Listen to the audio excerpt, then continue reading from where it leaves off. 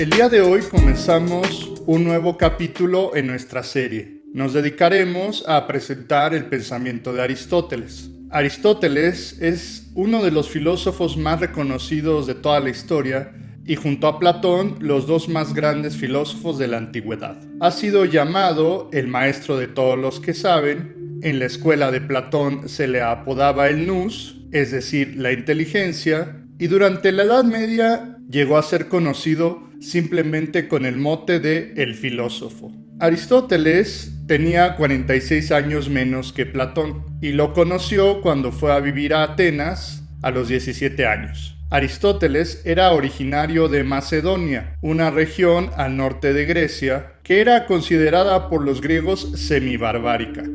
Durante su estancia en la academia de Platón, se distinguió como el más grande de todos sus discípulos. A la muerte de Platón, se esperaba que Aristóteles fuera el sucesor de la academia. Sin embargo, Platón eligió a su sobrino Espeusipo. Esto motivó a Aristóteles para abandonar Atenas. Vivió en varias regiones de Grecia y del Asia Menor y regresó a Macedonia, donde educó al más grande genio militar de la antigüedad, Alejandro Magno. Con el tiempo, Aristóteles regresó a Atenas y allí fundó su propia escuela, el Liceo.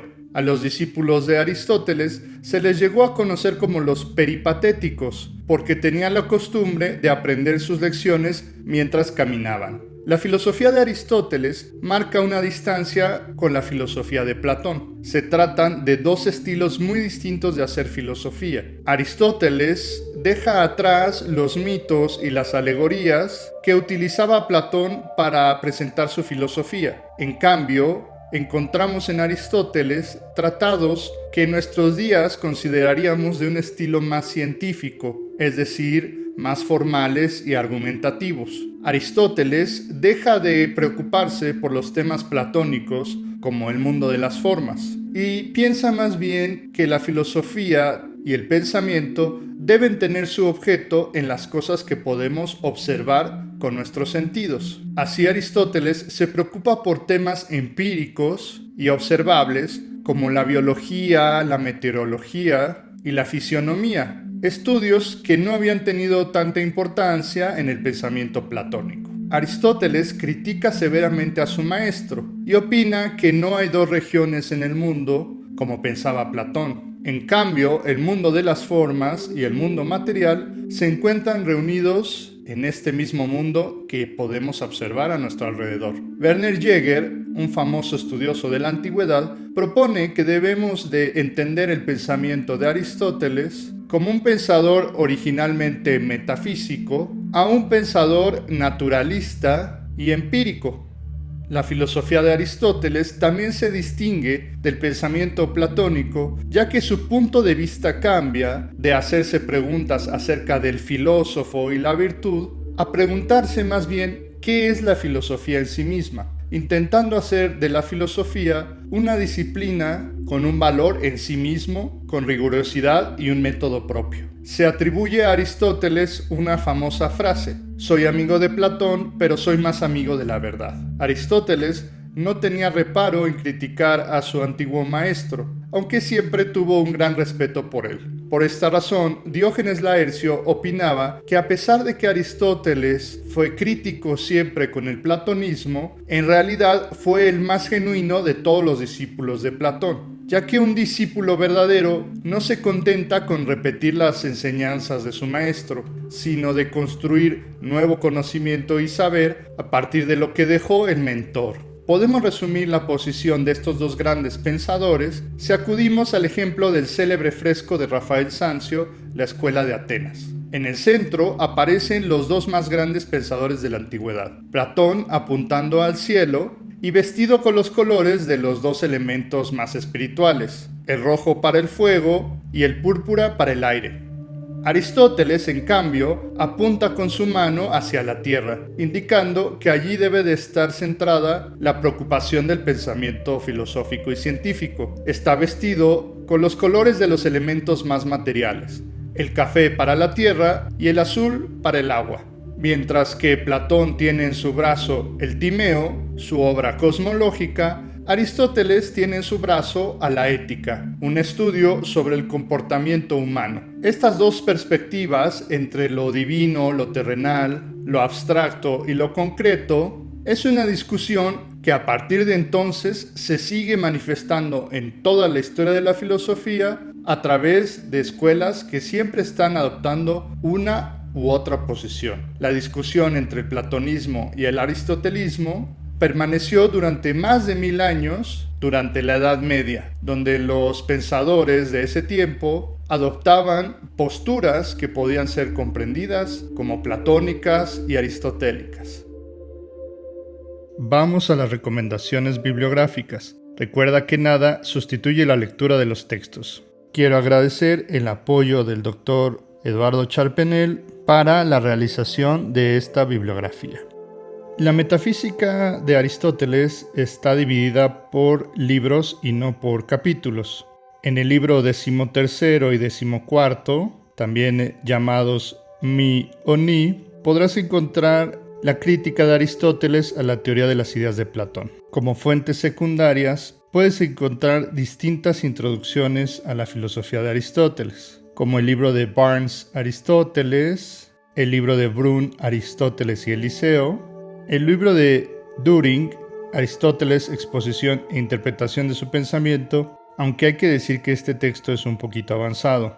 Igualmente, La semblanza de Aristóteles de Werner Jäger, La historia de la filosofía de Aristóteles de Mosterin y la introducción de Alejandro Vigo.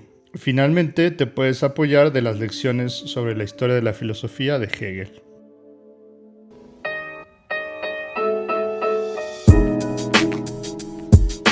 Todos los hombres desean saber por naturaleza. Así comienza una de las obras más famosas de toda la historia universal, la Metafísica de Aristóteles.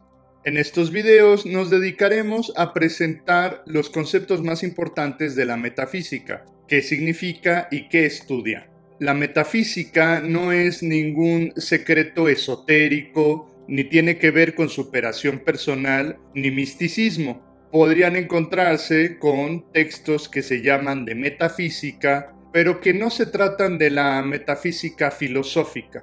La metafísica es una rama de la filosofía, es una ciencia filosófica con rigor lógico y teórica. El estudio de la metafísica se remonta a la obra de Aristóteles del mismo nombre.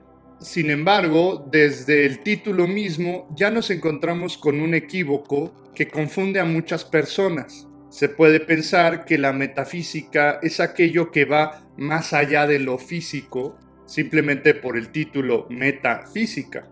Sin embargo, Aristóteles nunca usó este nombre. A esta disciplina el propio Aristóteles le llamaba la primera filosofía.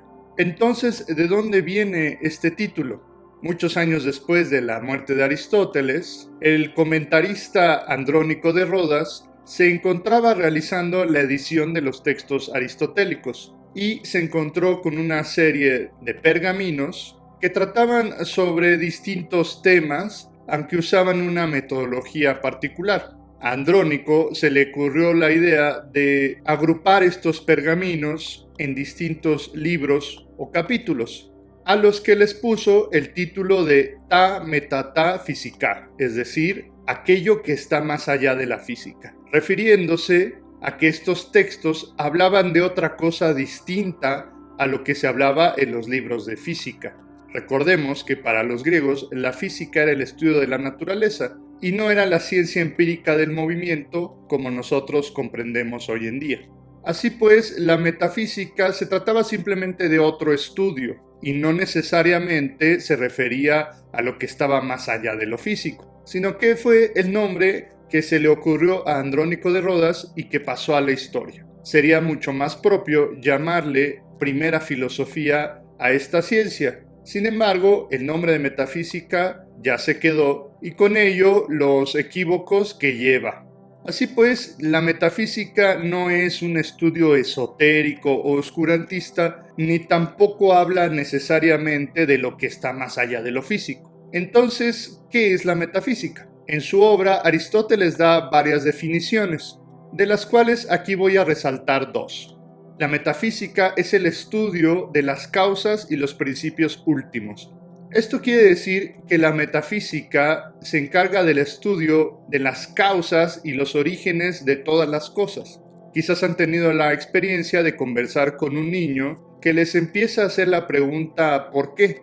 Y cuando ustedes le responden, les vuelve a preguntar lo mismo. ¿Por qué el cielo? ¿Por qué las montañas? ¿Por qué el mundo? ¿Y por qué el universo? A pesar de su conciencia infantil, ahí el niño está haciéndose una pregunta metafísica, ya que se está preguntando por las causas últimas del universo. Sin embargo, hay una definición más precisa que nos da Aristóteles de la metafísica. Aristóteles nos dice que la metafísica es el estudio del ente en cuanto ente y todo lo que le corresponde. Así pues, debemos preguntarnos ¿qué es el ente? El ente es algo que existe, cualquier cosa que exista mientras exista. Si decimos que un cantante es un sujeto que canta y la bella durmiente es un sujeto que duerme, un ente es un sujeto o una cosa que existe. Mientras exista, decimos que es un ente. Así pues, la metafísica no estudia algo distinto de la realidad que la ciencia de la física, por ejemplo. La metafísica estudia la misma realidad que la física y que las otras ciencias, pero su diferencia radica en el punto de vista y la forma en que la metafísica y las otras ciencias miran su objeto de estudio. Pongamos un ejemplo. Podemos decir que la biología estudia a los conejos, en tanto los conejos son seres vivos. Lo que le importa a la biología es que el conejo está vivo, y aquellas cosas que no estén vivas no son objeto de la biología. Podemos hablar de un segundo grado de abstracción. Abstracción significa simplemente restar o quitar. Y mientras que la biología estudia al conejo en tanto que es ser vivo, con toda su materia, podemos hablar de la matemática, por ejemplo, que estudia a ese mismo ser, pero ya no le interesa su materialidad, sino simplemente su cantidad. A la matemática le interesarán los conejos y las cosas solamente en tanto las podemos contar, con números. Y si algo no se puede contar, pues es algo que no le interesa a la matemática. Después podemos hablar de un tercer grado de abstracción. Allí está la metafísica. Si a la biología le interesaba al conejo en tanto ser vivo y a la matemática en tanto es un ser que podemos contar, a la metafísica le interesará el conejo y cualquier cosa siempre y cuando exista. Lo que le interesa a la metafísica ya no será la materia ni su cantidad, sino su existencia, que las cosas existan o no. Y en tanto algo existe, es objeto de la metafísica. Así pues, podemos ver que el mismo conejo es objeto de distintos estudios, y lo único que varía es la forma en que cada estudio se acerca al mismo objeto. La biología como un ser vivo, la matemática como un ser numérico y la metafísica en tanto que es un ente, es decir, en tanto que existe. Así pues, ya podemos entender la primera parte de la definición de metafísica de Aristóteles. La metafísica es el estudio del ente en tanto que es un ente, es decir, en tanto que existe y en tanto lo estudiamos como algo existente y no como un ser vivo o como un ser numérico. Pero la definición de Aristóteles tiene una segunda parte, el estudio del ente en tanto ente y todo lo que le corresponde. Esto quiere decir que la metafísica no solamente estudia al ente, sino también qué significa ser un ente, qué tipos de ente hay y qué propiedades acompañan a los entes. Así pues, la metafísica es el estudio del ser y de la existencia. Y también metafísica se suele usar como un sinónimo de ontología. ¿Qué significa simplemente eso? Estudio del ser. A la metafísica le corresponde dar respuesta a todas las preguntas que acompañan el estudio del ente. Es decir, de qué forma se presenta el ente, qué tipos de seres hay, existe el mundo de las ideas como pensaba Platón, podemos explicar el cambio y el movimiento, cosa que por ejemplo el presocrático Parménides no pudo, qué significa la unidad, qué tipos de entes son los seres materiales y los seres humanos, existe un ser necesario, cuál es el origen de toda la realidad, qué es lo que echa a andar el universo, y existiría algún tipo de Dios o divinidad que haya creado o al menos puesto en funcionamiento la propia realidad. Todas estas preguntas se las hace Aristóteles en su gran obra La Metafísica.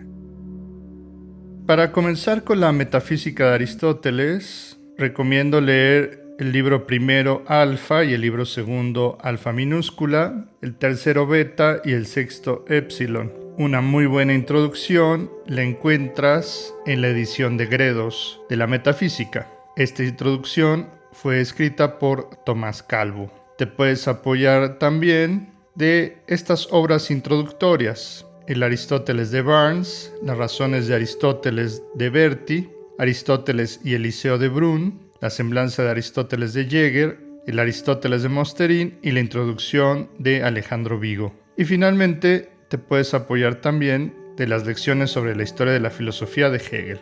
Para todos aquellos que estén más avanzados y que tengan un dominio más amplio de la obra de Aristóteles, pueden consultar las siguientes obras: El problema del ser en Aristóteles, de Pierre Aubanc, La estructura y el significado de la metafísica de Aristóteles de Berti, El Aristóteles de Düring, La guía de la lectura de la metafísica de Aristóteles de Reale, y Para leer la metafísica de Aristóteles en el siglo XXI, de Teresa Oñate.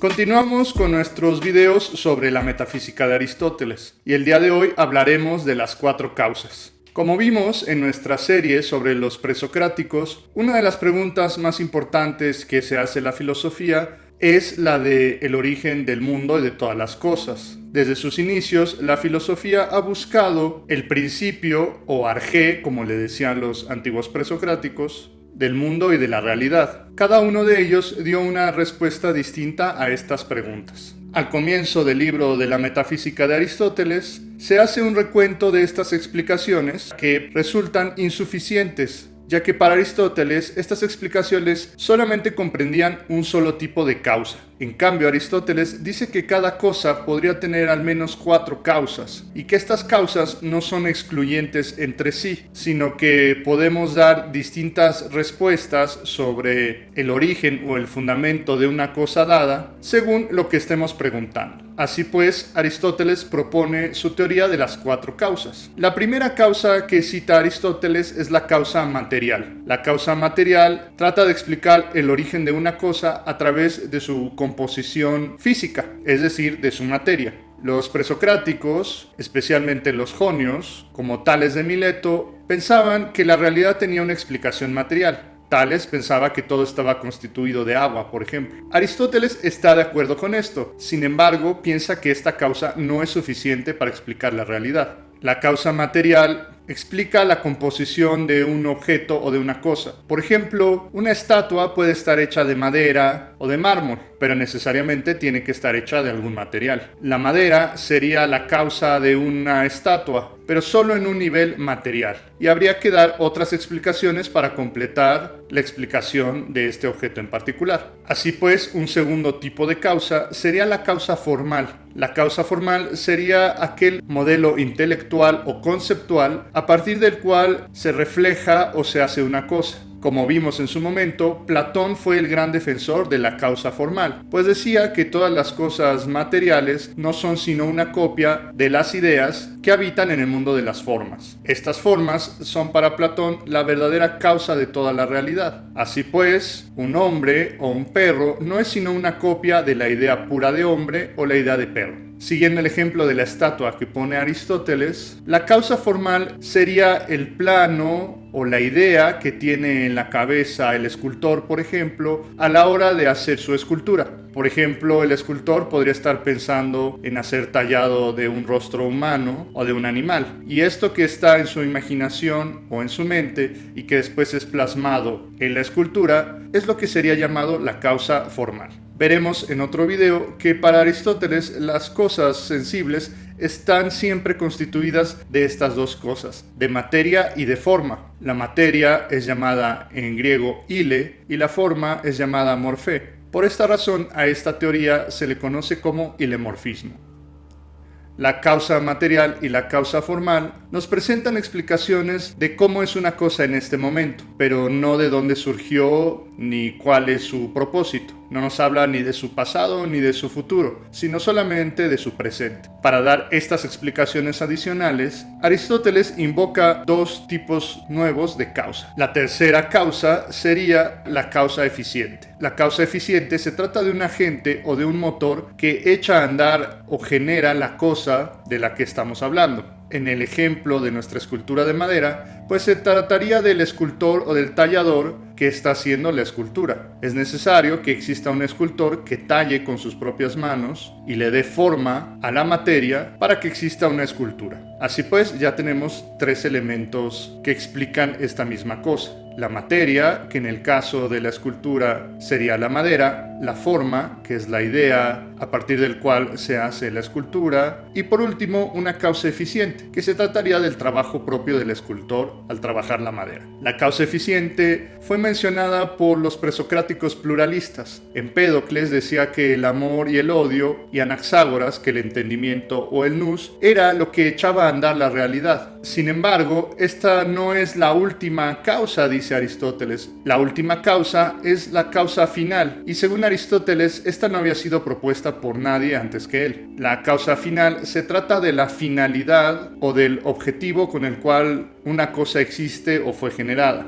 En el caso de la escultura, se trataría de la razón por la cual se esculpió. Quizás fue un encargo que se va a poner en algún templo o en alguna casa. Esa sería su causa final, su objetivo y el propósito con el cual fue hecho. Así pues, Aristóteles nos presenta una teoría de las cuatro causas: material, formal, eficiente y final. La gran aportación de Aristóteles es presentar de manera ordenada estas causas y decir que la explicación de una cosa no se reduce solamente a una de sus causas, sino que puede tener distintas según lo que estemos preguntando. Si preguntamos de qué está hecha la escultura, diremos que es de madera. Si preguntamos qué representa, diremos que es la figura de un hombre, de un animal, de un niño. Si preguntamos quién la hizo, diremos que este célebre escultor. Y si preguntamos cuál es su propósito, diremos que es para adornar una casa, una iglesia o lo que sea. Así pues, Aristóteles está incorporando una dimensión lingüística a su teoría, es decir, que podemos tener distintas respuestas según lo que estemos preguntando, algo que hasta entonces ninguno de los antiguos griegos había logrado ver con tanta claridad. Podrás encontrar la exposición de las cuatro causas en el libro segundo de la física y en el libro primero de la metafísica de Aristóteles. También te puedes apoyar en el Aristóteles de Barnes, en la historia de la filosofía griega de Guthrie, en las lecciones sobre la historia de la filosofía de Hegel y la introducción de Alejandro Vigo.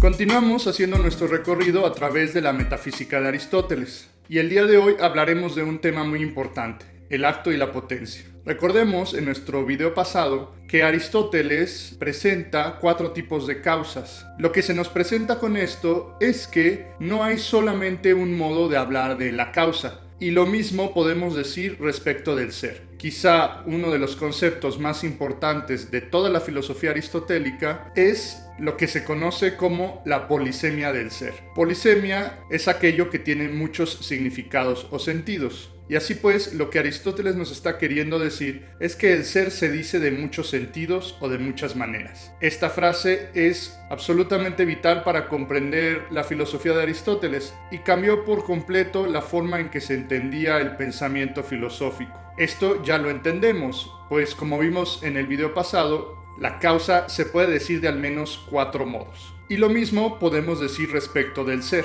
que se dice de muchas maneras. Esto era algo que los antiguos presocráticos no podían entender. Para Parménides, por ejemplo, el ser y el no ser solamente se dicen de una forma, en sentido absoluto. Recordemos que Parménides decía que el ser solamente es y el no ser es aquello que no es. Sin embargo, Aristóteles va a problematizar esto y comentará que el ser y el no ser se pueden decir de diversos sentidos. Uno de los sentidos en los que se puede hablar del ser y del no ser es respecto del cambio, del movimiento o de la acción. Esto será resumido en Aristóteles a través de tres conceptos fundamentales: el acto, la potencia y la privación.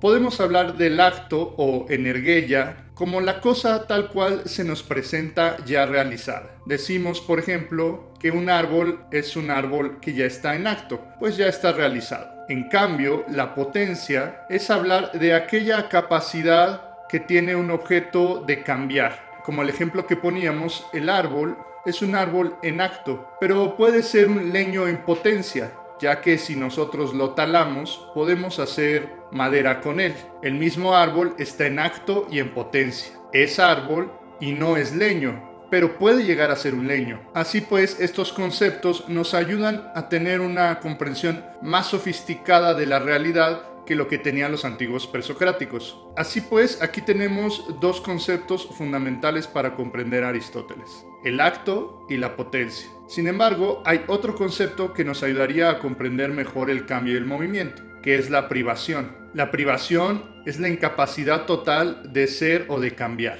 Y siguiendo el ejemplo del árbol, podemos decir que lo podemos convertir en un leño, pero el árbol tiene la total privación o la total incapacidad de convertirse repentinamente en mármol.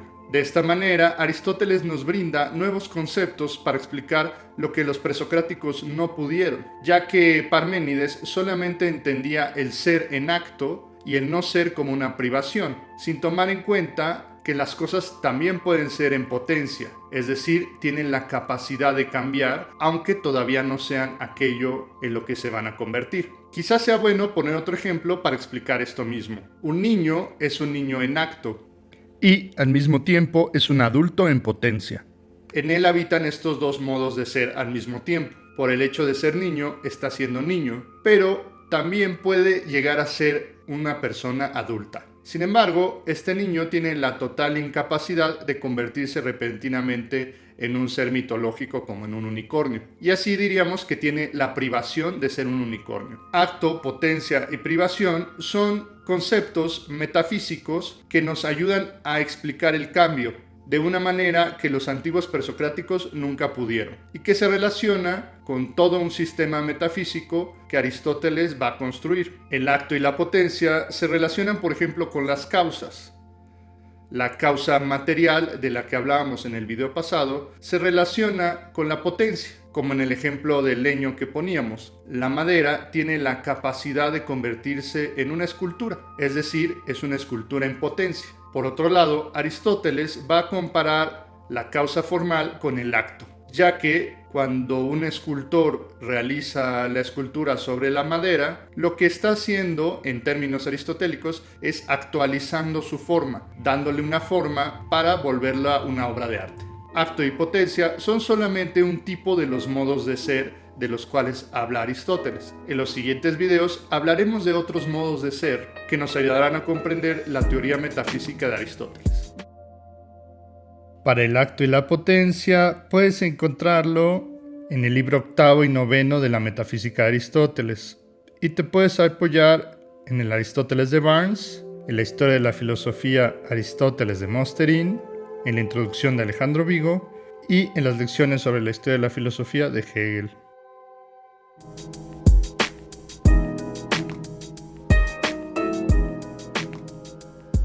Vamos a ver uno de los conceptos más importantes, no solo de la filosofía aristotélica, sino de toda la historia de la filosofía. En la Edad Media, las distintas formas de interpretar este concepto aristotélico dio lugar a distintas filosofías, y en la filosofía moderna y contemporánea todavía se discute si este concepto existe o si tiene alguna relevancia o significado. Se trata de la sustancia, uno de los conceptos más complejos y más sofisticados de Aristóteles, que aquí no pretendo exponer de forma exhaustiva, sino mostrar de la forma más sencilla una guía para comprenderlo de la forma más simple y general posible.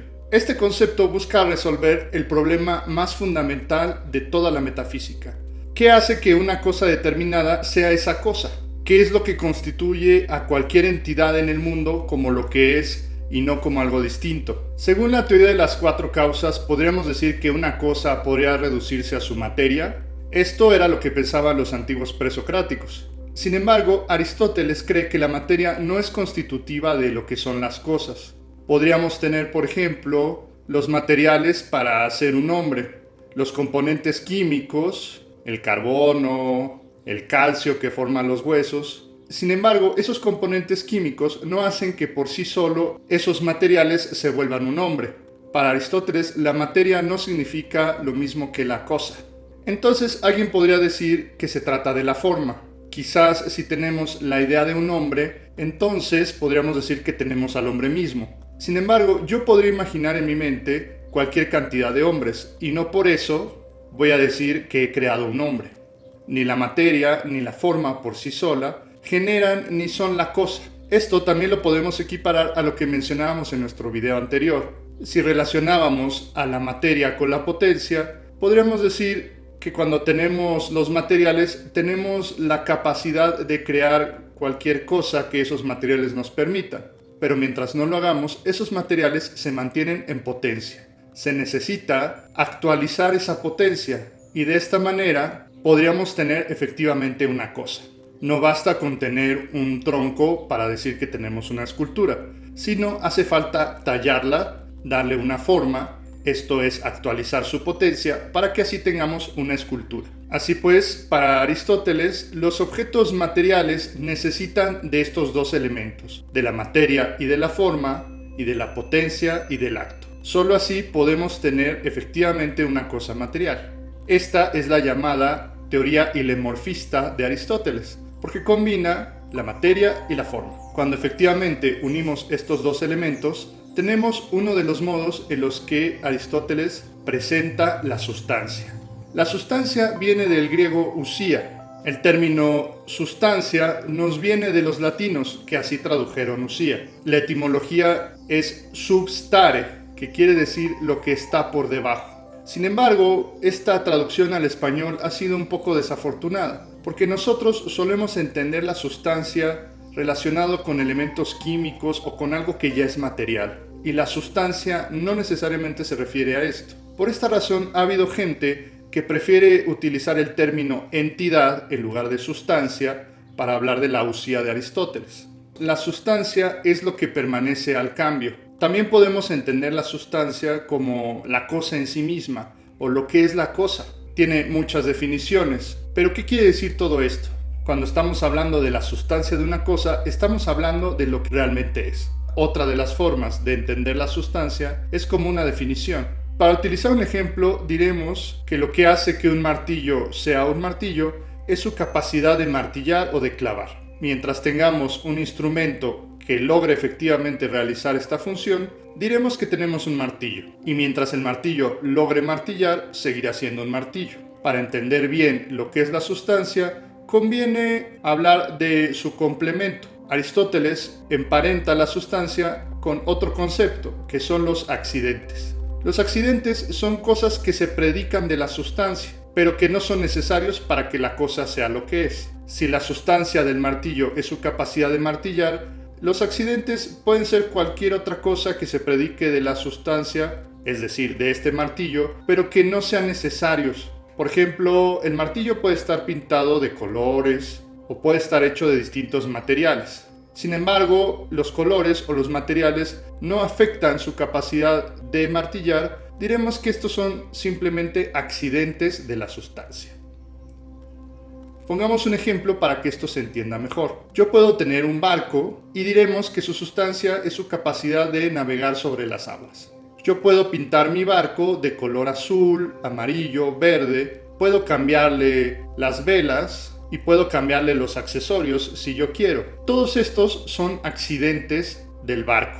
Ni los colores, ni las velas, ni los accesorios afectan la capacidad de navegar del barco. Si realizo estos cambios, entonces estaré hablando de cambios accidentales. Cambiarle de color al barco simplemente es un accidente, no es algo necesario para su navegación. En cambio, si un día yo decido prenderle fuego al barco y este queda inutilizado, entonces estaré afectando la sustancia misma de lo que es ese barco. Es decir, estoy afectando lo que verdaderamente es. Esto es llamado por Aristóteles un cambio sustancial. El cambio sustancial afecta la condición misma de lo que es la cosa, y el cambio accidental simplemente cambia una de sus propiedades que no son esenciales. Así pues, la sustancia, como hemos dicho, es lo que resiste a todos los cambios accidentales, pues la cosa sigue siendo lo mismo a pesar de que cambiemos sus accidentes. También se entiende como la entidad, es decir, como lo que hace que la cosa sea lo que es. Y una de las diferencias más importantes entre Aristóteles y su maestro Platón se descubre examinando a las cosas mismas, observándolas y viendo cuál es su funcionamiento y qué es lo que las hace ser lo que son. Mientras que Platón pensaba que la esencia o la sustancia de las cosas se encontraba en el mundo de las formas. Por esta razón, Rafael Sanzio los retrata con actitudes distintas en su famosa escuela de Atenas. Aristóteles refiriéndose al mundo material y a las cosas que podemos observar, y Platón al mundo que está más allá de nuestros sentidos. Pues bien, esta es una pequeña introducción del concepto de la sustancia. Este concepto va a aparecer en muchas ocasiones en nuestros siguientes videos, así que tengan paciencia si la comprensión de este concepto no es total, pero al menos ya tenemos una guía inicial para entenderlo. El tema de la sustancia lo encontrarás en el libro cuarto de la Metafísica de Aristóteles. Te puedes ayudar de la historia de la filosofía griega de Guthrie, de la introducción de Alejandro Vigo y de las lecciones sobre la historia de la filosofía de Hegel.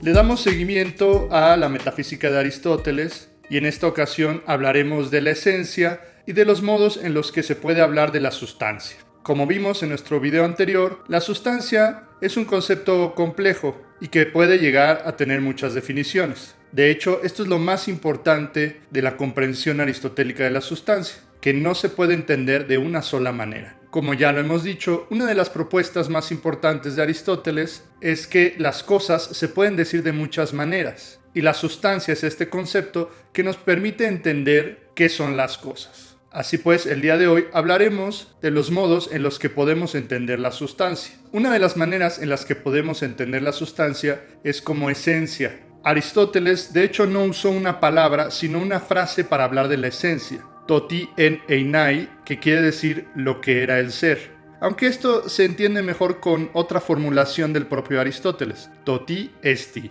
lo que es. La palabra nos viene del latín essentia, de esse, que quiere decir ser. La esencia se suele entender como aquello que hace que una cosa sea lo que es. Aquello que hace que el árbol sea árbol, el perro sea perro, o el ser humano sea un ser humano. Sin embargo, cometeríamos un error si entendemos que la sustancia solo se puede comprender como esencia. Aristóteles piensa que la sustancia se puede entender de otras maneras. Por ejemplo, la sustancia también se puede entender como hipokeimenon, que quiere decir algo así como el sujeto que resiste a los cambios.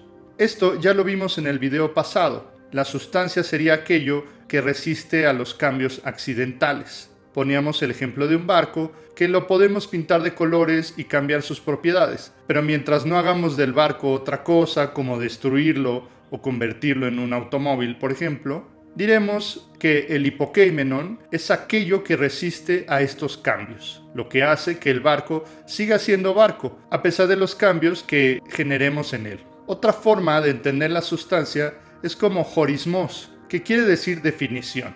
La definición se entiende como una fórmula lingüística que nos ayuda a comprender y distinguir el significado propio de algún objeto o de alguna cosa. La definición está compuesta de dos partes: el género y la diferencia específica. El género agrupa a un conjunto de cosas que tienen la misma característica, y la diferencia específica es aquello que distingue a la cosa de otras que pertenecen a su propio género. Por ejemplo, podríamos hablar del género de los canes, donde habitarían los lobos, las hienas y los perros. Pero solamente el perro es un can doméstico, y lo doméstico sería su diferencia específica. Así, un can doméstico es la definición de un perro. Y podemos poner otros ejemplos. El hombre es un animal racional, ya que es el único de los animales que piensa. La definición es una manera de hablar de la sustancia. Y una última que podríamos mencionar es el sínolon. El sínolon es la conjunción de la materia y de la forma, que juntos producen una sustancia. Sería el resultado de la teoría ilemorfista. La definición de sínolon solamente es útil para las sustancias sensibles. Veremos en otros videos que Aristóteles piensa que hay otro tipo de sustancias. Estas son solo 4 definiciones que Aristóteles nos da de la sustancia, aunque existen otras maneras de comprenderlo. Si la sustancia se puede decir de tantas maneras, entonces alguien podría pensar que la sustancia acabaría siendo todo y que se podría decir cualquier cosa de la sustancia. Pero Aristóteles no cree esto, pues esto convertiría a Aristóteles en un sofista. Los sofistas creían que podían defender cualquier posición, y ellos serían capaces, por ejemplo, de hablar de la sustancia de cualquier manera. Podrían decir que es la materia, la forma, la esencia, la definición, etc.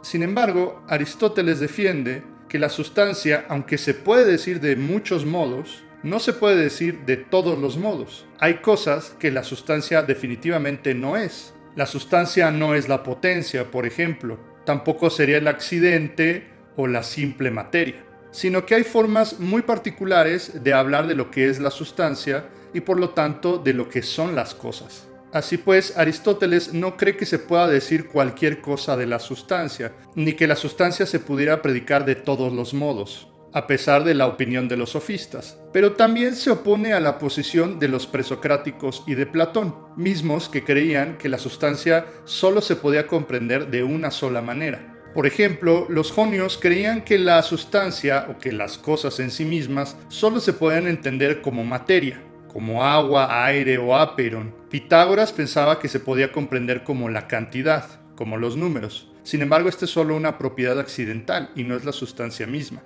Parménides creía que se podía entender la sustancia como el ser absoluto, pero en nuestro video del acto y la potencia hemos visto cómo Aristóteles refuta esto. Heráclito pensaba que se podía entender la sustancia o las cosas como un cambio o devenir. Sin embargo, esto es algo que le ocurre a las cosas y no es algo propio de las cosas mismas. Los atomistas creían que se podía entender como el ser separado, como los átomos. Y los pluralistas, como una diversidad de elementos que forman la materia. Y Platón pensaba que la sustancia se podía reducir a la forma. Sin embargo, hemos visto ya cómo Aristóteles reprueba esta posición. Lo que caracteriza a todas estas teorías es que pensaban que la cosa, o el ser, o la sustancia, solamente se podía entender de un solo modo, de un modo unívoco. Y la respuesta de Aristóteles es que la sustancia se puede entender de muchas maneras, aunque no de todas, como dirían los sofistas.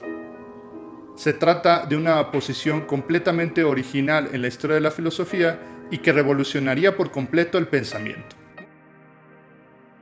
El tema de la esencia lo puedes encontrar en relación al tema de la sustancia en el libro 6 y 7 de la Metafísica de Aristóteles. Te puedes apoyar en la historia de la filosofía griega de Guthrie, en la introducción de Alejandro Vigo y en las lecciones sobre la historia de la filosofía de Hegel.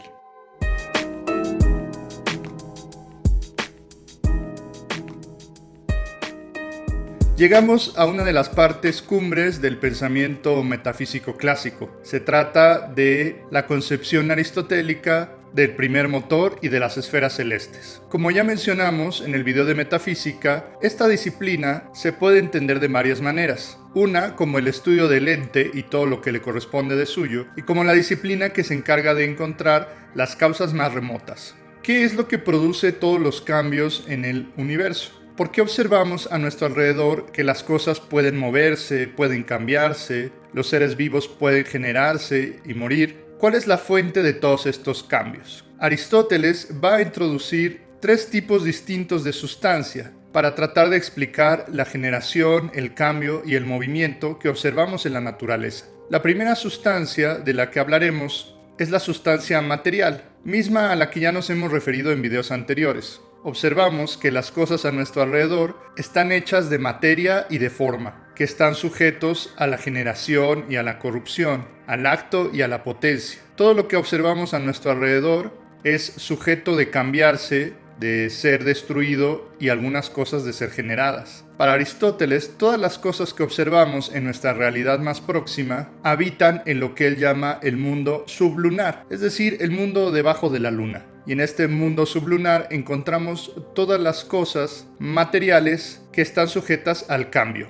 Para Aristóteles, estas cosas están formadas de los 4 elementos clásicos que ya habían sido propuestas por los presocráticos y reunidas por Empédocles. agua, tierra, fuego y aire.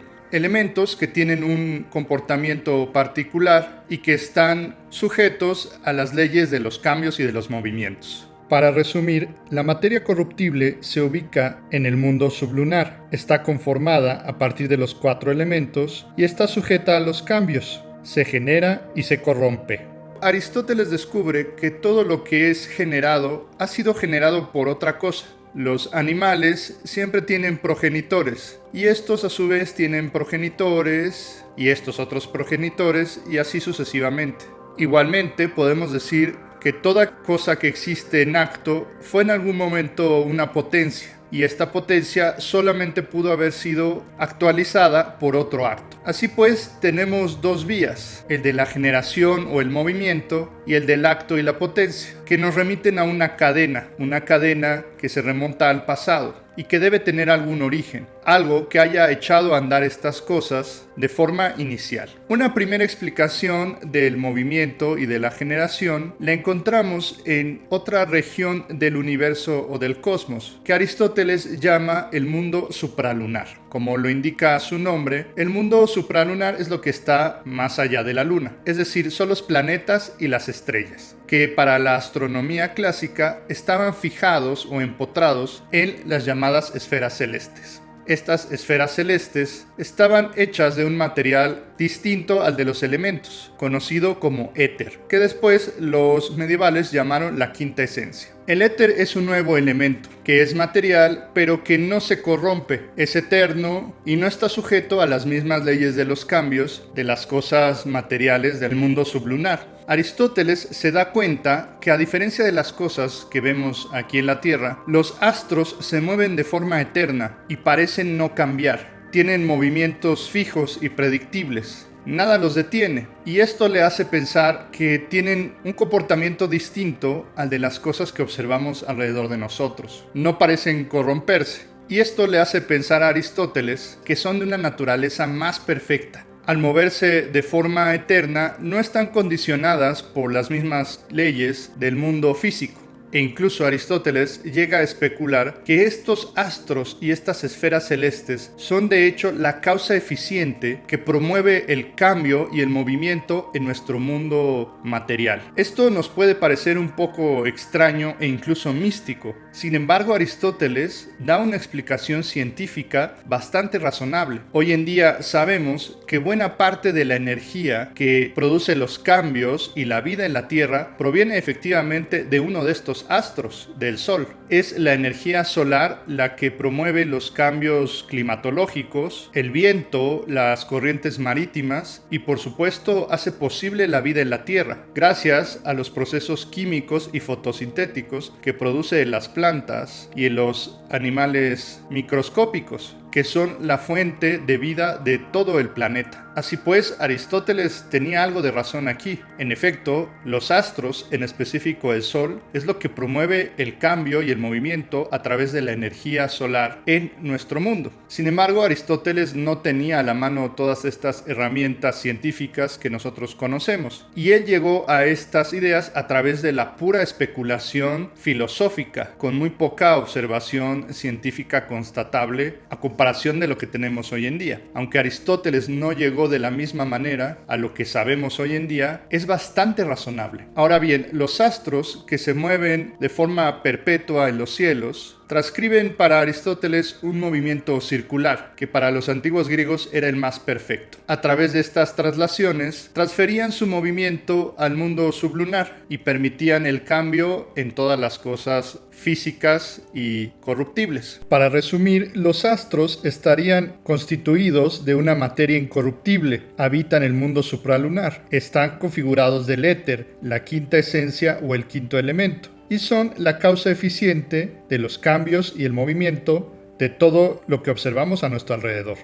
No obstante, uno podría hacerse la pregunta, ¿qué es lo que ocasiona el movimiento de estos astros? ¿Cómo es que pueden moverse de forma permanente y perpetua? En este punto, Aristóteles debe recurrir a un tercer tipo de sustancia. Este tercer tipo de sustancia es conocido como primer motor o motor inmóvil. El motor inmóvil será aquella entidad que mueva sin ser movido. ¿Qué quiere decir esto? Decíamos hace un momento que todas las cosas que observamos son movidas por otra cosa. Los animales tienen sus progenitores y estos a su vez otros progenitores y así sucesivamente. Pues bien, si no queremos que la cadena se vuelva infinita y que no tenga sentido, tendría que haber un primer agente que lograra mover las cosas y a su vez esta entidad no debería ser movida por ninguna otra cosa, para que así pudiera echar a andar los movimientos de toda la realidad. El primer motor movería sin ser movido, y también sería un acto puro, sin ninguna potencia, que llegaría a mover todas las cosas sin tener que necesitar de otra cosa anterior que la mueva. Esta entidad debería ser entonces eterna, pues siempre debería estar echando en movimiento todas las cosas. No tendría potencia, tampoco tendría materia, y no se ubicaría en un lugar particular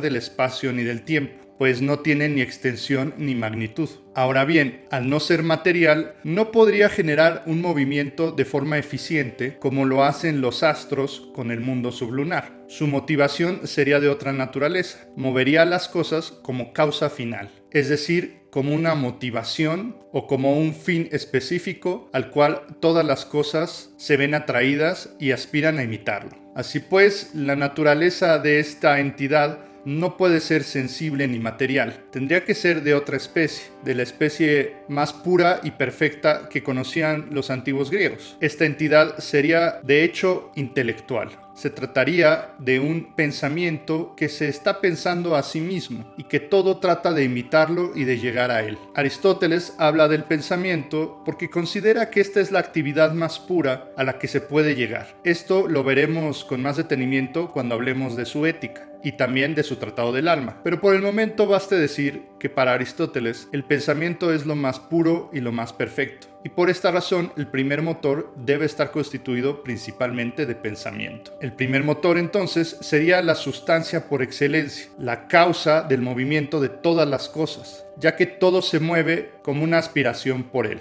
La metáfora que utiliza Aristóteles es que el primer motor mueve a las cosas como el amado mueve al amante, que está todo el tiempo buscándolo. Debemos decir que Aristóteles utiliza la palabra Dios, theos en griego, para referirse a este primer motor. Sin embargo, es muy importante que no confundamos el Dios cristiano ni el Dios de la religión con el Dios propuesto de Aristóteles. Este Dios propuesto por Aristóteles es un Dios filosófico que intenta explicar el movimiento de las cosas, que no tiene una personalidad y no se interesa particularmente por los otros seres, sino que solamente está pensando en sí mismo. Y todas las cosas, por imitación y por buscarlo, le siguen y son movidas por él. Se trata entonces de un recurso filosófico y muy ajeno al Dios que conocemos en las religiones monoteístas. Otra cosa importante que habría que decir es que este Dios no es un Dios creador tampoco. Para Aristóteles, tanto el primer motor como los astros y las esferas celestes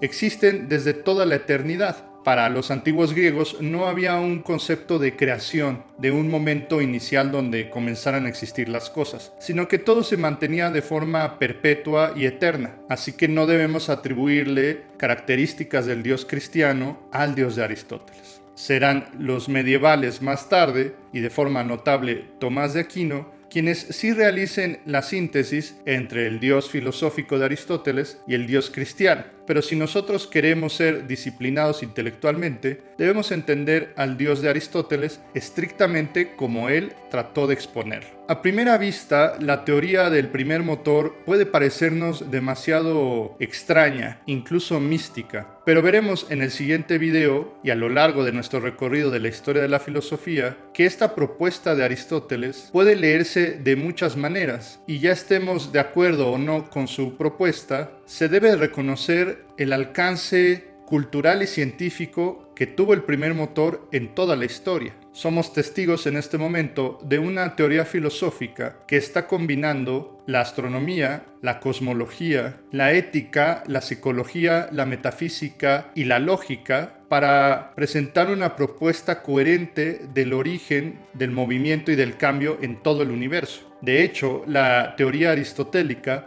va a ser combinada con las propuestas de los astrónomos griegos Eudoxo y Ptolomeo. y van a formar el modelo geocéntrico, que va a ser el modelo astronómico que tendrá vigencia durante toda la Edad Media y hasta el principio del Renacimiento, es decir, una vigencia de más de 1000 años, por lo cual, a pesar de que muchas de las propuestas de Aristóteles ya no se sostienen hoy en día, él llegó a comprensiones muy profundas sobre la realidad e incluso, a través de pensadores contemporáneos y modernos como Hegel, algunas de sus nociones van a ser rescatadas. Particularmente, la idea del primer motor va a ser reinterpretada por Hegel desde una visión idealista, que sigue siendo muy poderosa hasta el día de hoy.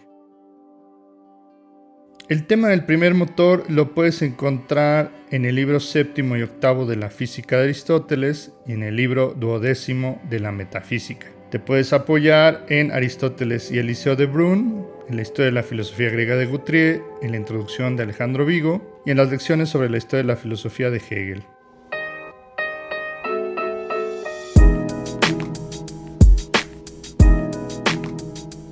A lo largo de la historia de la filosofía, el primer motor de Aristóteles ha tenido muchas interpretaciones e incluso hasta nuestro tiempo resulta motivo de controversia a partir de las diferentes lecturas que se pueden dar del mismo. La historia de la filosofía y la teoría aristotélica parece que van de la mano, pues según se van dando distintas lecturas de este mismo problema, obtenemos distintos periodos y etapas en la historia de la filosofía.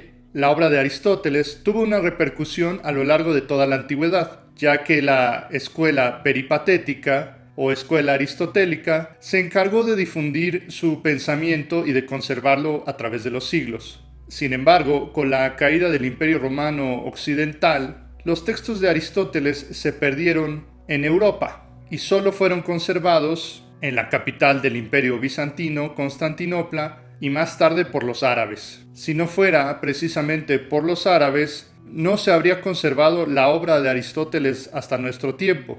Fueron ellos quienes lo tradujeron y lo comentaron. Es de especial importancia el pensador Averroes, quien fue el más célebre comentarista árabe y una de las inspiraciones más importantes para que Aristóteles fuera retomado en la Edad Media. La obra de Aristóteles, hasta el siglo XII, fue bastante desconocida en Europa occidental. Se le consideraba un autor menor que solo se dedicaba a los tratados de lógica y no se tenía mayor noticia de él.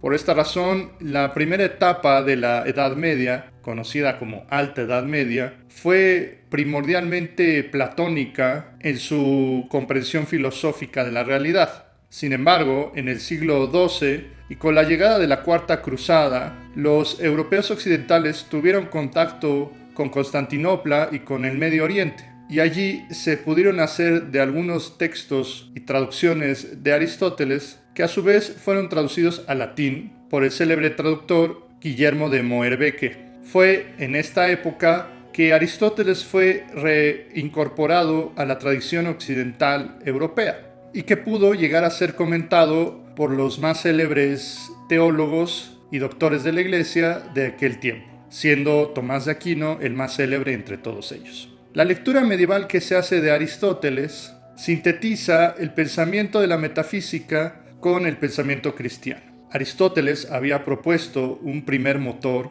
que echaba a andar la realidad y que debía ser comprendido como un Dios filosófico. Sin embargo, Tomás de Aquino y otros comentaristas lo que hacen es identificar a este Dios aristotélico, que no tenía, por ejemplo, el concepto de la creación, ni era un Dios personal, ni tenía nada que ver con la tradición monoteísta, con el pensamiento cristiano. Así pues, en esta época se identifica el primer motor con el Dios cristiano y las tres figuras de la Santísima Trinidad, como si se trataran de la misma entidad. Particularmente importante para esta síntesis era la idea de Aristóteles de un ser que no solo era inmóvil y eterno, sino que también era un acto puro. Se trataba de un ser autosuficiente que generaba a través de un acto de intelección, de una creación intelectual. Se trata del concepto del que ya hemos hablado en otras ocasiones, energeia, que suele ser traducida como acto o trabajo.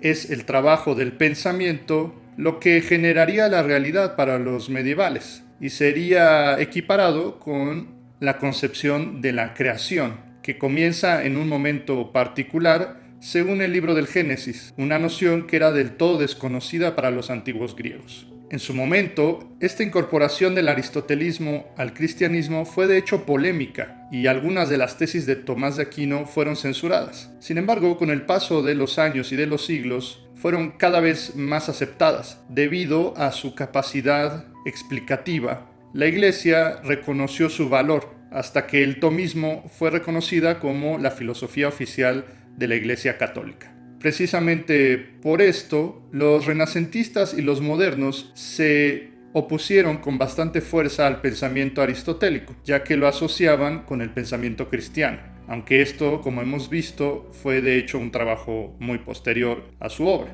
No obstante, la modernidad temprana va a distanciarse de la filosofía aristotélica por su asociación al cristianismo. No solo se criticaba su teoría metafísica del primer motor, sino también su pensamiento cosmológico, que defendía el geocentrismo, y su pensamiento físico o su filosofía de la naturaleza, que contradecía la observación empírica de muchos hechos. Por ejemplo, Galileo Galilei, al observar los planetas y las lunas con un telescopio, observó que estaban hechos de materiales comunes, de rocas y piedras, y que por tanto no deberían de estar constituidos de una sustancia supralunar como lo era el éter aristotélico. De esta manera, buena parte de la obra aristotélica cayó en desuso y en descrédito por la comunidad científica y filosófica, asociándose con algo medieval y supersticioso, anticuado, artificial y que no contemplaba los nuevos métodos de observación científica, ya que el aristotelismo y toda la filosofía clásica se basaba en la libre especulación de ideas y no en la observación directa de los fenómenos como lo hace la ciencia contemporánea. A pesar de esto, filósofos en el siglo XIX y XX rescatan el pensamiento aristotélico, tratando de leerlo sin la carga cristiana y teológica que se le había dado en la Edad Media. Notablemente, para Hegel, Aristóteles es uno de los pensadores más grandes de toda la historia, y precisamente este punto del primer motor resulta una de las cumbres de todo el pensamiento para el pensador alemán. Dirá Hegel en sus lecciones de Historia de la Filosofía que la teoría del primer motor no es otra cosa sino el mismo descubrimiento al que habían llegado los modernos. El hecho de reconocer el fundamento de la realidad como actividad pura del pensamiento, pero que no necesariamente se tendría que comprender en una divinidad exterior. El pensamiento de los seres humanos, de cada uno de nosotros, sería para el idealismo de la filosofía alemana la sustancia última y el fundamento de la realidad, ya que es precisamente el pensamiento una actividad que permite la comprensión de todas las cosas. En este sentido, la actividad del pensar permite el conocer y permite que haya un mundo en lo absoluto, un mundo para nosotros, los seres humanos. Con esto pareciera que Hegel está contradiciendo la teoría medieval. Sin embargo, lo único que hace Hegel es declarar que la religión, como la comprendían los medievales, por ejemplo, y la filosofía dicen en realidad la misma cosa, solo que lo hacen a través de dos formas distintas. La religión utiliza metáforas y narraciones, símbolos para explicar realidades que pueden ser mucho más complejas y que la gente común no siempre tiene acceso y puede comprender. La filosofía, en cambio, utiliza conceptos y demostraciones y puede prescindir de las narraciones, que tienen que abogar siempre a la fe, para poder mostrar la misma verdad. Esta verdad que se dice en religión y en filosofía es que el fundamento último de la realidad es un pensamiento, una actividad pura. Pero mientras que la religión la ubica como algo exterior, como un dios, la filosofía idealista de Hegel coloca este pensamiento como la actividad pura que cada uno de nosotros tenemos en el acto de pensar y de conocer. Es de tal importancia la teoría aristotélica del pensamiento puro como actividad que Hegel coloca un pasaje del libro 12 de la Metafísica al final de lo que sería el resumen de su sistema filosófico, la Enciclopedia de las Ciencias Filosóficas. Si Hegel tenía un gran respeto por esta teoría aristotélica, es porque él consideraba que allí se encontraba el punto de vista más importante de toda la filosofía, que es presentar la actividad pura del pensamiento como el fundamento último de la realidad. Claro que para comprender esto, no solo Hegel, sino también la filosofía debía esperar bastantes años, pues los griegos no tenían todavía desarrollada una teoría del sujeto y de la subjetividad como la que tenía Hegel. Sin embargo, a pesar de que Aristóteles todavía no tenía las herramientas para expresar lo que podría expresar Hegel muchos siglos después, sí llegó a intuir una verdad fundamental que para Hegel seguía siendo cierta en su tiempo. Tendremos que esperar un poco más de tiempo y de historia para que estos contenidos se desarrollen y queden más claros en la filosofía hegeliana. Les pido que continúen viendo los videos para que ustedes vean cómo Hegel concatena el pensamiento aristotélico con toda la historia de la filosofía hasta llegar a él. Sobre el tema de las recepciones históricas del primer motor, te puedes apoyar en El problema del ser en Aristóteles de Piero Bank, aunque es un texto avanzado, en el Aristóteles de Barnes, en la historia de la filosofía griega de Guthrie, en Aristóteles, bases para la historia de su desarrollo intelectual de Jäger, y también para quien esté un poquito más avanzado, en Para leer la metafísica de Aristóteles en el siglo XXI, de Teresa Oñate.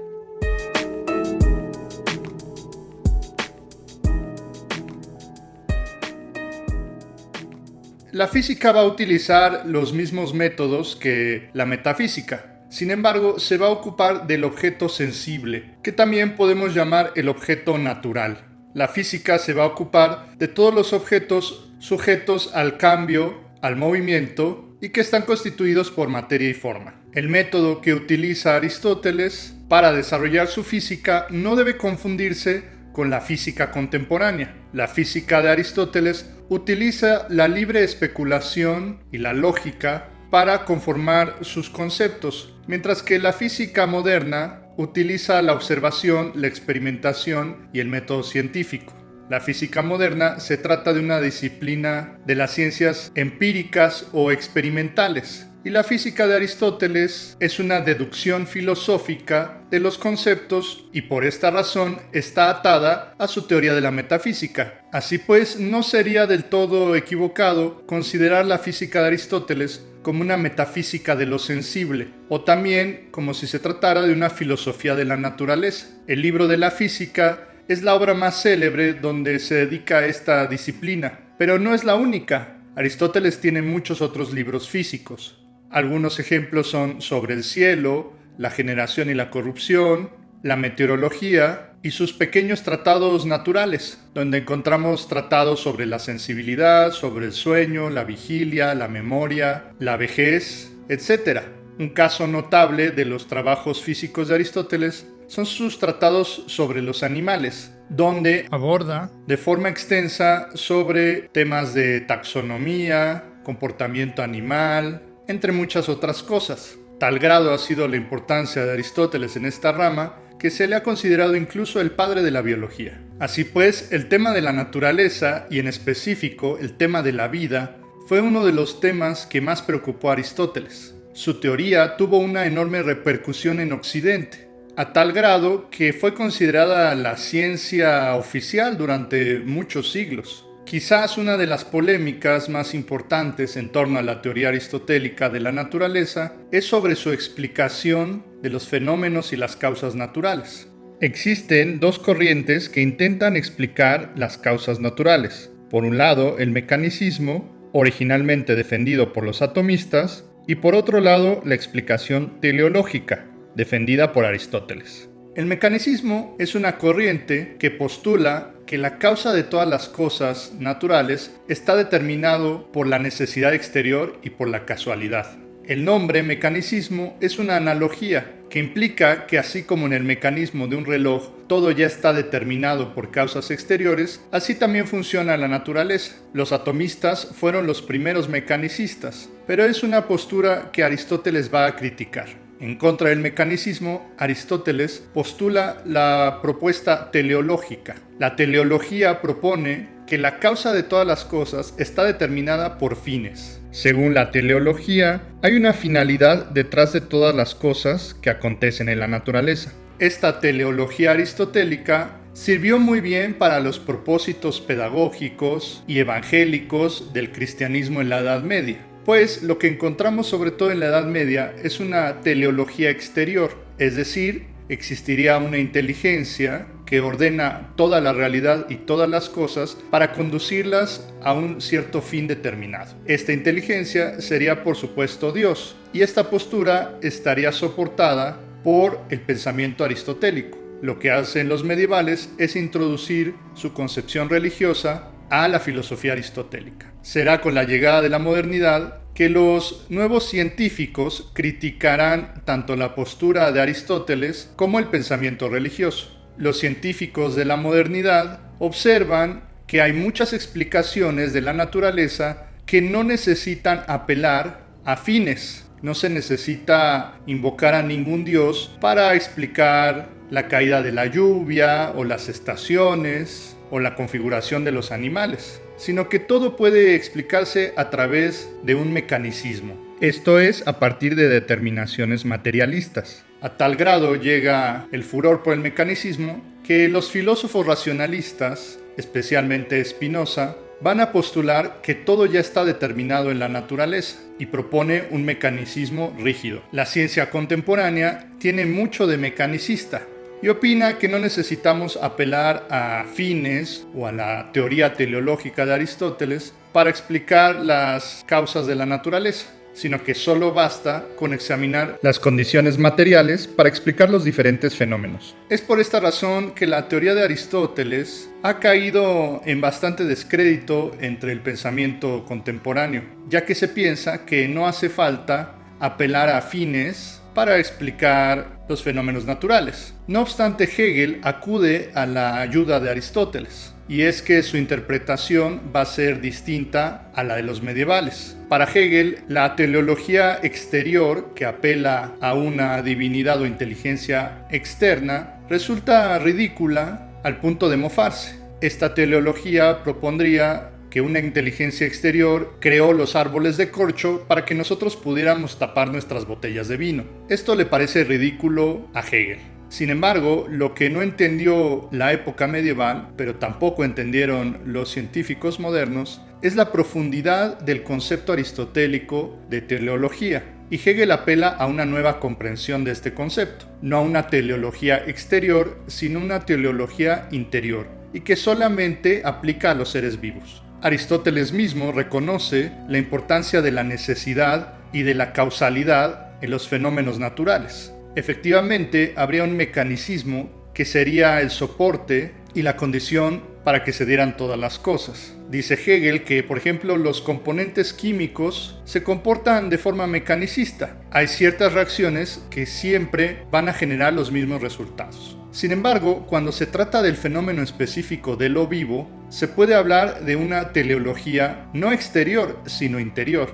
No se trataría de una inteligencia o de un dios que estuviera dirigiendo los movimientos de cada uno de los seres vivos, sino que los seres vivos, dice Hegel, ya contendrían su propio fin en sí mismo. Es decir, cada ser vivo busca su propia sobrevivencia y perpetuarse. Hegel identifica que este concepto ya estaba presente en Aristóteles. Se trata del concepto de entelequia. Una entelequia sería una entidad que contiene su fin en sí mismo dentro de sí. Así pues, cada ser vivo lo que busca es sobrevivir y mantenerse con vida. Cada ser vivo es su propio fin en sí mismo. Es un debate contemporáneo y que está todavía a puertas abiertas estas comprensiones de una teleología intrínseca dentro de la biología natural. Lo que aporta la teleología intrínseca que Hegel observa en Aristóteles es una explicación conceptual de la vida que apela a sí misma y que, por un lado, no rechaza el mecanicismo de la ciencia empírica, pero que tampoco tiene que apelar a una divinidad exterior para funcionar. Se trata de una comprensión bastante sofisticada de la teleología aristotélica y que pocos han llegado a comprender, ya sea propios o extraños, mecanicistas o teleológicos, se han quedado en las puertas de lo que podría ser una comprensión mucho más rica de la posición filosófica de Aristóteles y que podría brindarnos elementos para comprender mejor nuestra ciencia contemporánea. Si quieres saber más al respecto, te recomiendo que consultes el segundo tomo de las lecciones de Historia de la Filosofía, en la parte de la física de Aristóteles donde Hegel habla al respecto. Para entender el objetivo general de la ciencia de la física, puedes consultar el libro primero del libro de la física de Aristóteles. Y si quieres saber sobre la finalidad, puedes consultar el libro segundo. Te puedes apoyar en las razones de Aristóteles de Berti, en el Aristóteles de Mosterin, en la introducción de Alejandro Vigo y en las lecciones sobre la historia de la filosofía de Hegel.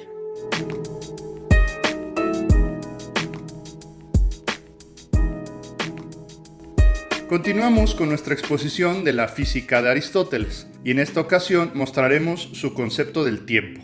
Esta idea es muy importante para la filosofía y grandes pensadores como San Agustín, Kierkegaard o Heidegger la incorporaron como un concepto fundamental dentro de su propio pensamiento. Aristóteles se pregunta sobre el tiempo, particularmente sobre su definición y en qué consiste. El tiempo es un concepto extraño y confuso. Por una parte, parece que no existe, ya que una parte del tiempo, el pasado, ya pasó y por tanto ya no es. Otra parte del tiempo, el futuro, todavía no ha pasado y por lo tanto todavía no es. Así pues, las dos partes del tiempo, pasado y futuro, para nosotros no existen y por lo tanto el tiempo parece no existir. Habría una tercera respuesta, el presente o el ahora. Sin embargo, el presente o el ahora es un instante en el tiempo. Así como una fotografía es estática y no nos muestra el movimiento, el ahora tampoco nos facilita las cosas y parece que no hay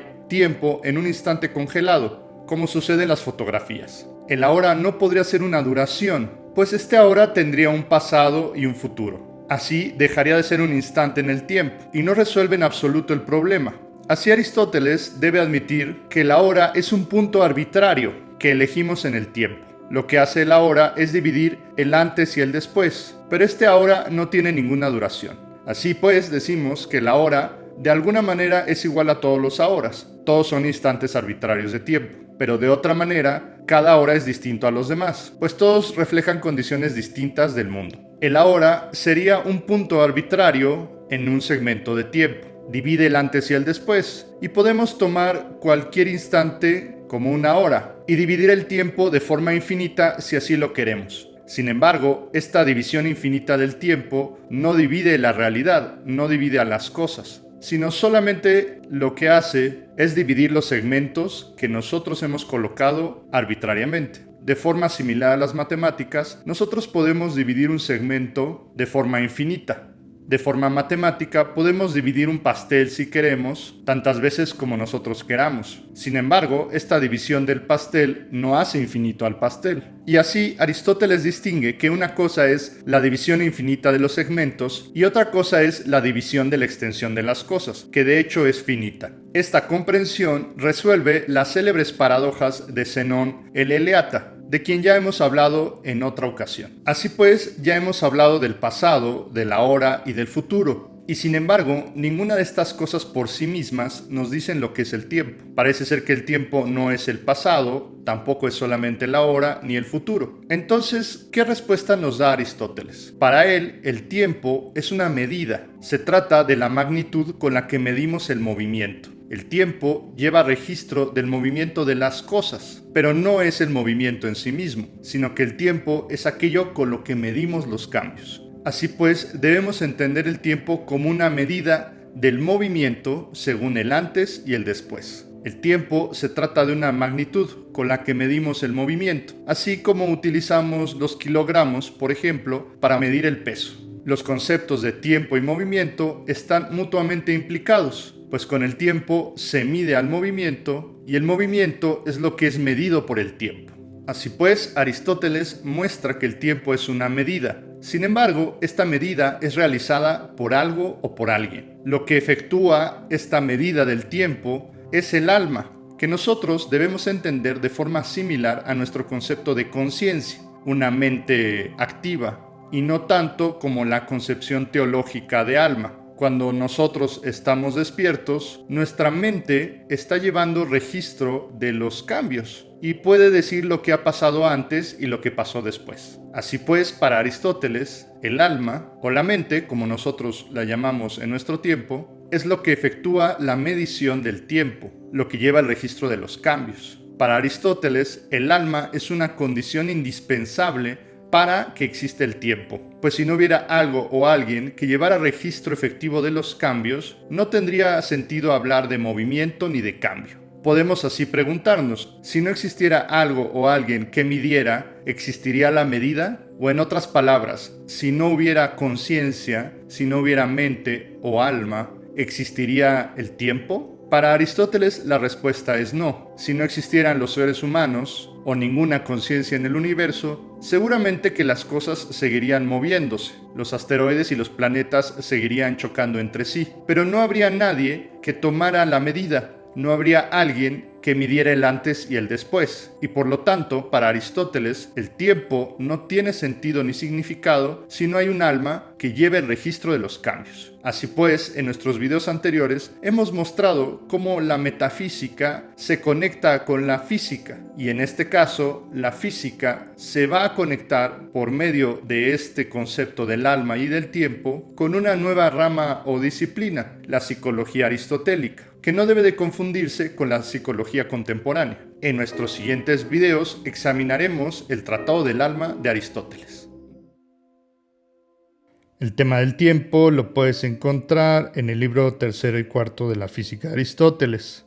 Te puedes apoyar en el Aristóteles de Mosterín, en la introducción de Alejandro Vigo y en las lecciones sobre la historia de la filosofía de Hegel.